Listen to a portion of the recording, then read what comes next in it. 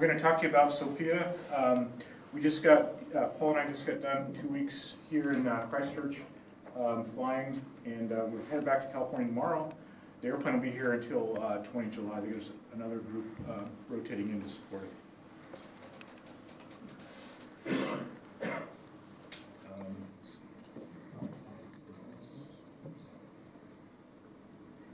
So SOFIA is an acronym. NASA loves acronyms. It stands for Stratospheric Observatory for Infrared Astronomy, and that's pretty much what it is. It flies in the stratosphere, and it's an infrared observatory.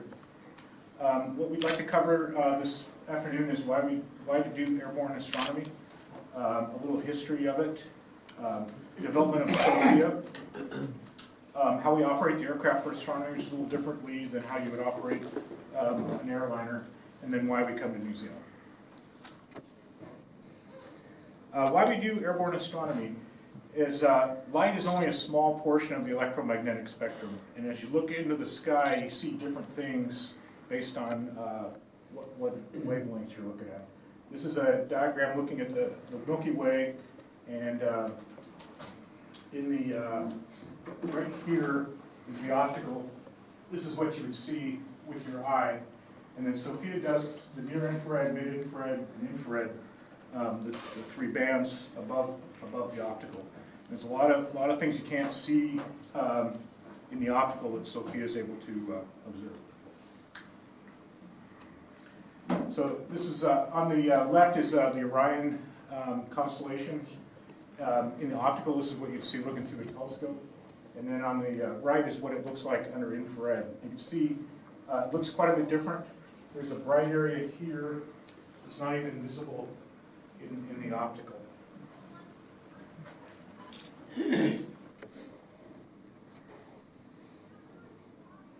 So these are some of the things that make infrared astronomy unique.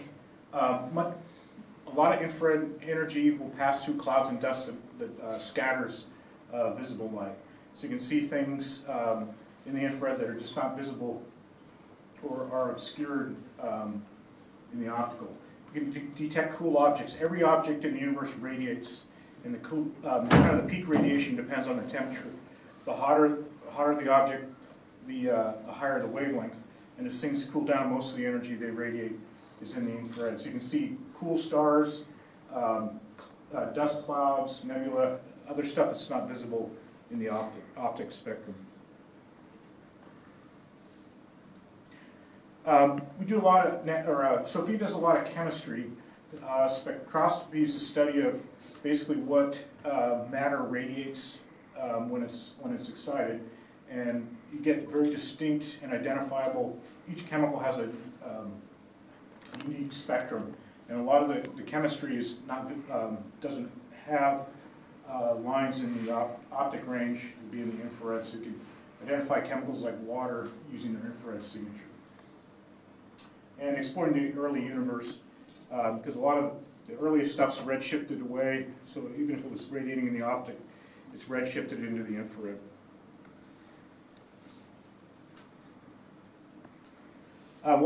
So that was hopefully give you an idea why we want to look at the infrared spectrum. Why airborne? Well, you have to, the atmosphere is 80% nitrogen, about 20% oxygen, and there's trace gases. And one of the most important ones for infrared astronomy is water vapor. It is the #1 greenhouse gas. When I say water vapor, it's water that's in the gaseous state. It absorbs infrared radiation pretty strongly. So this is a graph of water vapor concentration on the horizontal axis and altitude on the vertical axis. And you see as you get down low in the atmosphere where we live, there's a lot of water vapor. And that just completely obscures or absorbs infrared energy. So we need to get above that to really have any hope of seeing infrared, making infrared observations.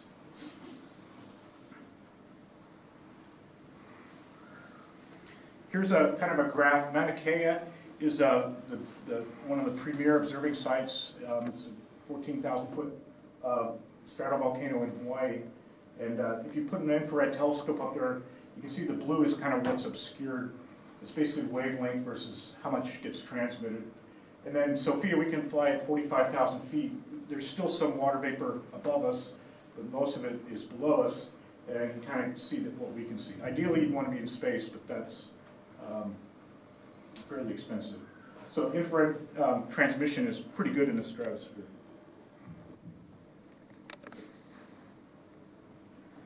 There are some advantages. So there are infrared observatories in space. The James Webb, which is to be launched in 2021, is one of NASA's marquee projects. It's going to replace the Hubble. It's an infrared telescope. It will complement, or SOFIA will complement it, because there's some things that SOFIA can do, wavelengths that James Webb will be able to see. But there are, even beside that, there's advantages in putting it in an aircraft. At 41,000 feet, it's basically equivalent to space. You can have large, heavy instruments that would be too expensive to loft on a satellite. You can commission new instruments. We have a process where about every, basically put out calls and get new instruments with the latest technology, and then retire the older ones. And so that's a process that allows you to update the observatory. We have more power. The 747, it's hosted at 747. We've got 4 81 kilowatt generators. There's plenty of electrical power to go around. When you do IR astronomy, everything generates pretty much noise in the IR spectrum. So you have to cool sensors down, and that means you're cooling them with liquid helium or cryogens, and those things need to be replenished. So typical space-based satellite has a finite life because the cryogens will get depleted, and then it's no longer able to observe in the IR.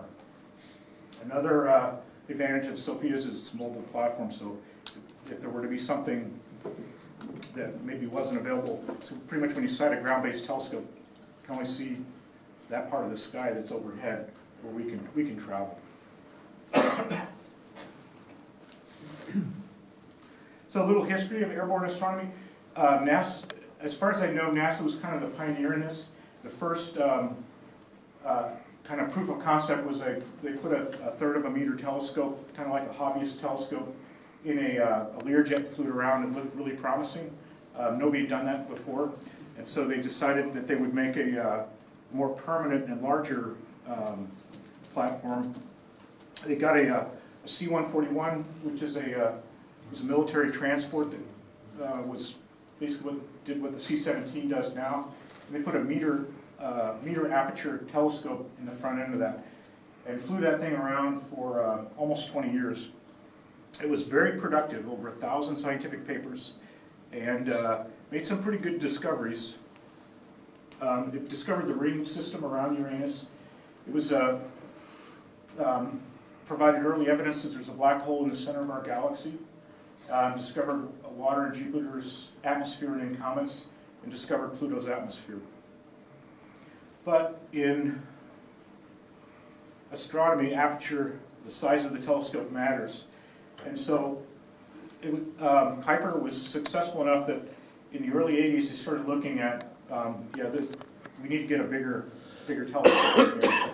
And so they started doing studies, and at the time the 747 was the only airplane really considered as the biggest airplane at the time.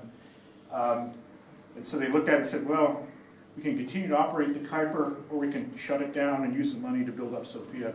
And so they made the decision in 1995 that they would go with SOFIA. Originally, the design called for the telescope in the front of the airplane, like you see in this picture. It was going to be a 3-meter aperture. But they ended up, so SOFIA is a combined program with the US and the Germans. The Germans in 1989, the Berlin Wall fell. They kind of pulled out of the program. NASA looked at ways of saving money, and they decided to move the telescope to the back and make it a little bit smaller. So it ended up being a 2.5-meter aperture telescope. And the Germans came back and are still partners.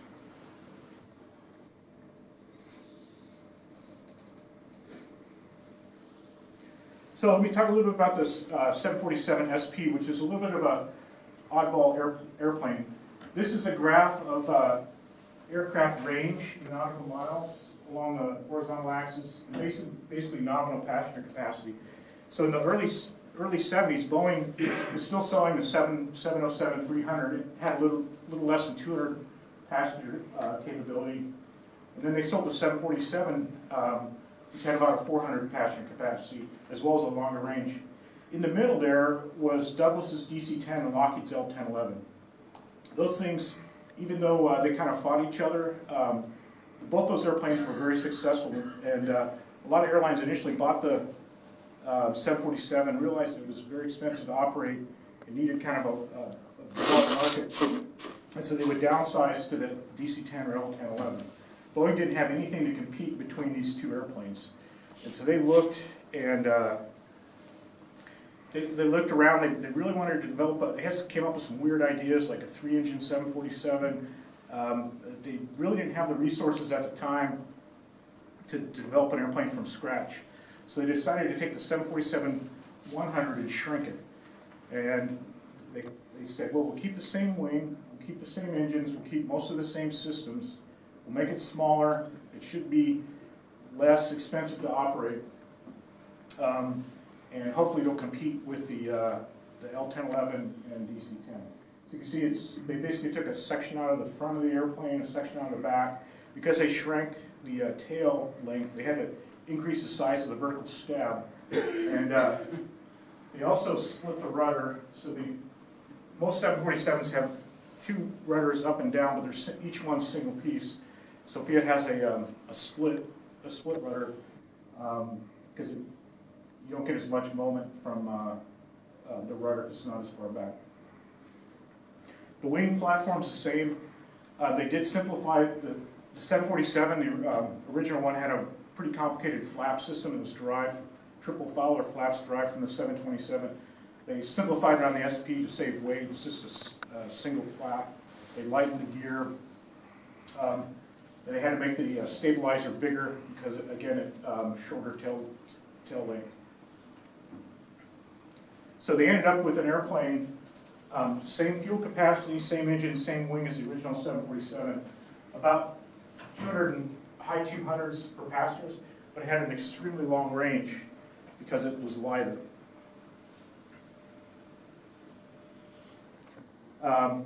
So they started marketing them.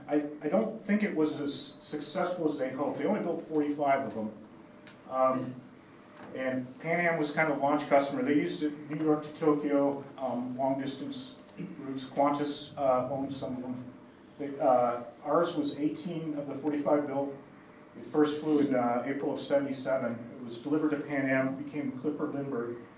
And it soldiered on with Pan Am until Pan Am started running into financial troubles. They sold their Pacific operation to United in 1995.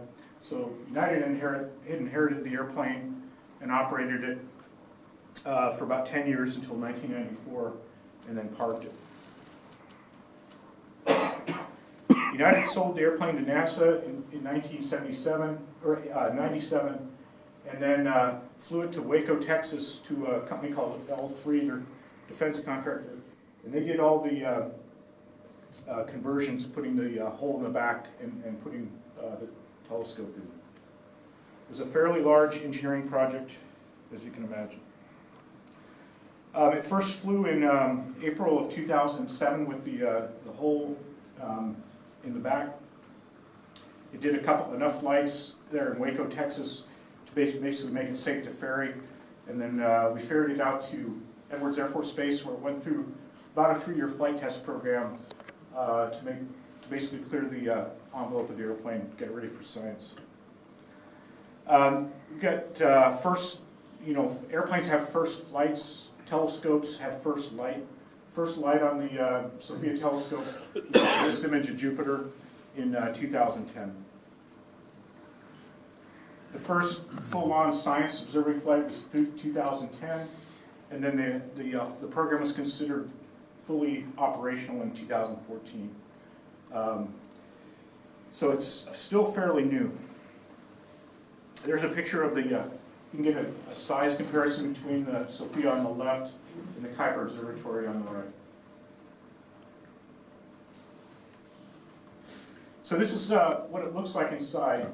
And as part of the modification, they moved the pressure bulkhead, the aft pressure bulkhead forward, so the telescope sits behind the main deck in an unpressurized part of the airplane.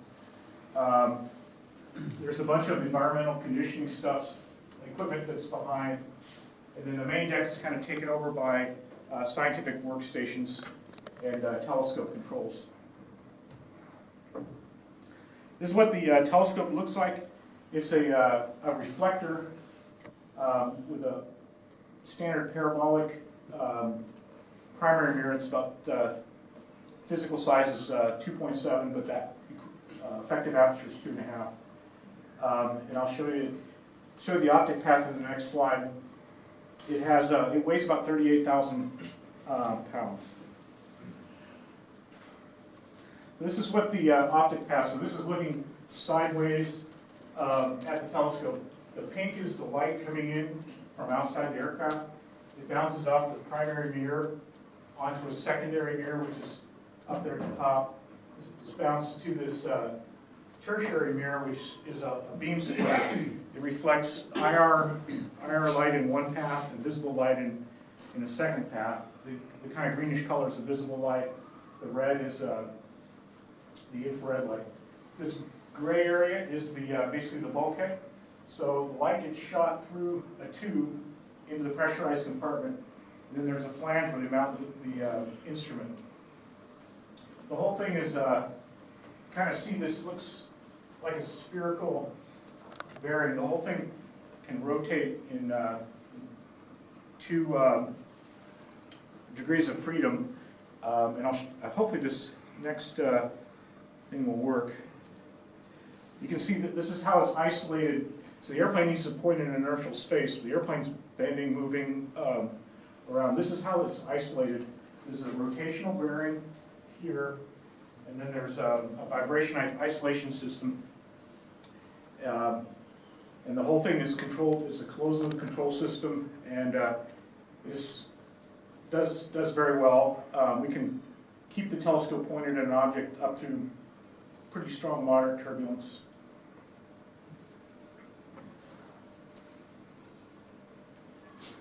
This is what the cockpit looked like when NASA got the airplane. This is pretty standard 60s vintage airliner.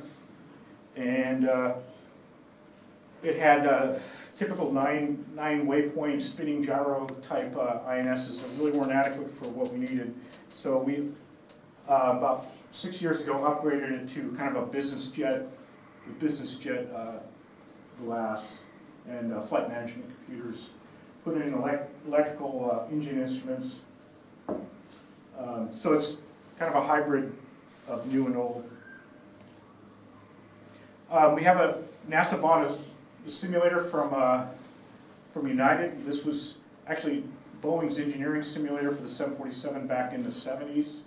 And then United bought it and used it to train their pilots. And then NASA bought it from United, and we still use it. The 747 Classics with the flight engineer, there's very few of them still operating. There's only 2 747 Classic sims in the world, one in Miami and ours. So without this simulator, we couldn't do the job. We do almost all of our training in the simulator.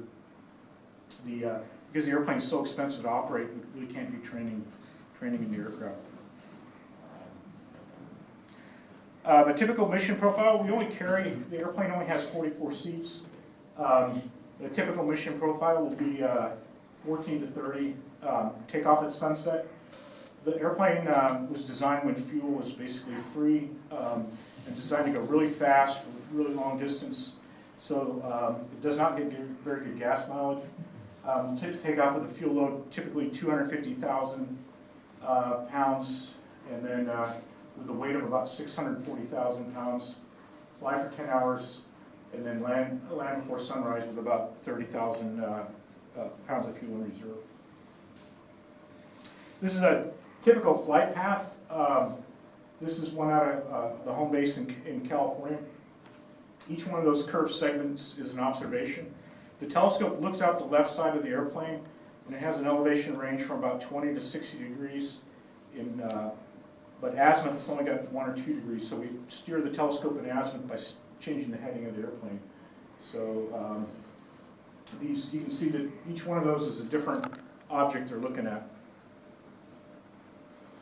Here's a picture taken off out of Christchurch a couple years ago, right at sunset. We get some beautiful sunsets and then fly into the night.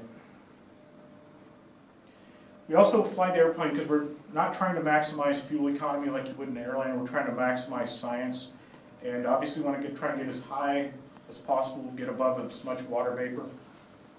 So this horizontal axis is basically gross weight in pounds. The vertical axis is altitude. The red is what you do if you were trying to go somewhere and optimize fuel efficiency. The blue is what we do. So we're well above the optimum economics of the airplane, altitude-wise. And what that means, this is a picture of our primary flight display. This, so we got altitude over here.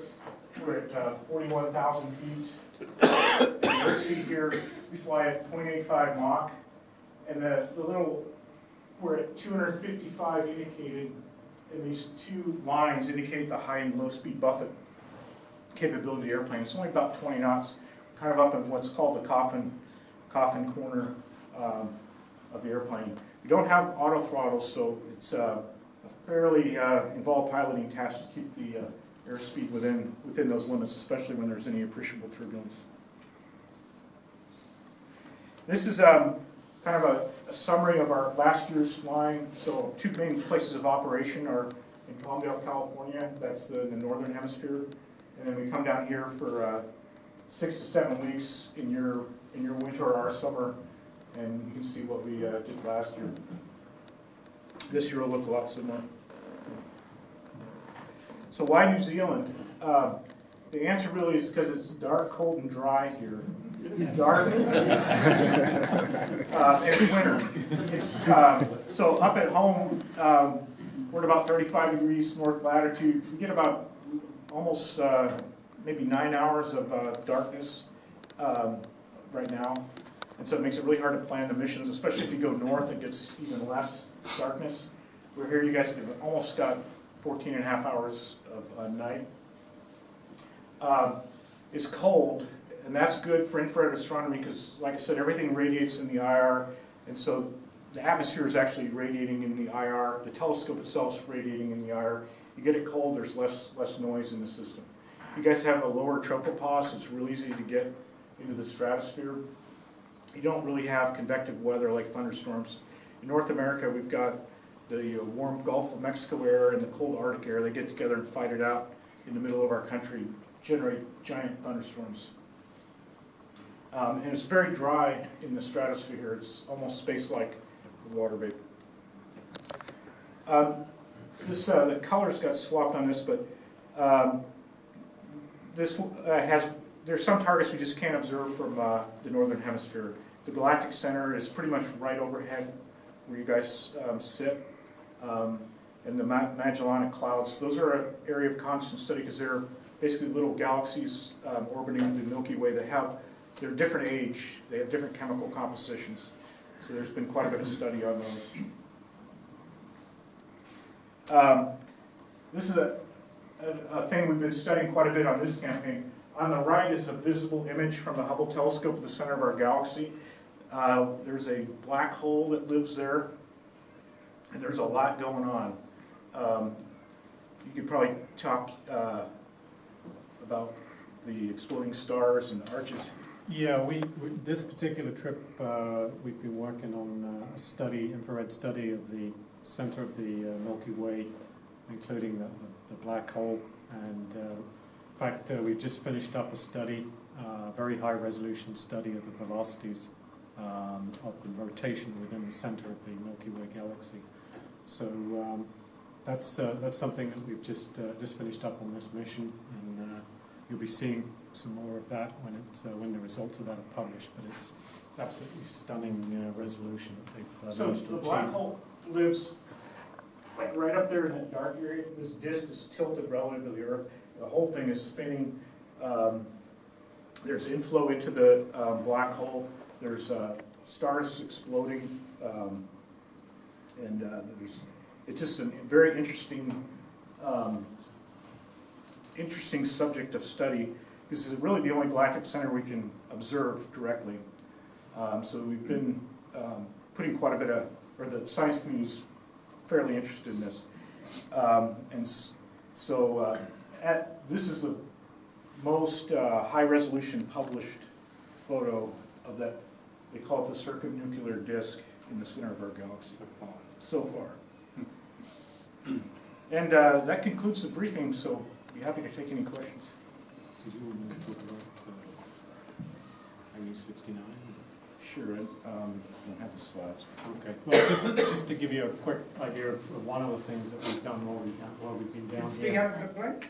Yeah, is there a mic? Something here? The mic's here. If you're behind the desk, then Okay. it'll pick you up. So. Okay, so one of the projects that we worked on last year was to assist. I don't know if you guys have heard of New Horizons.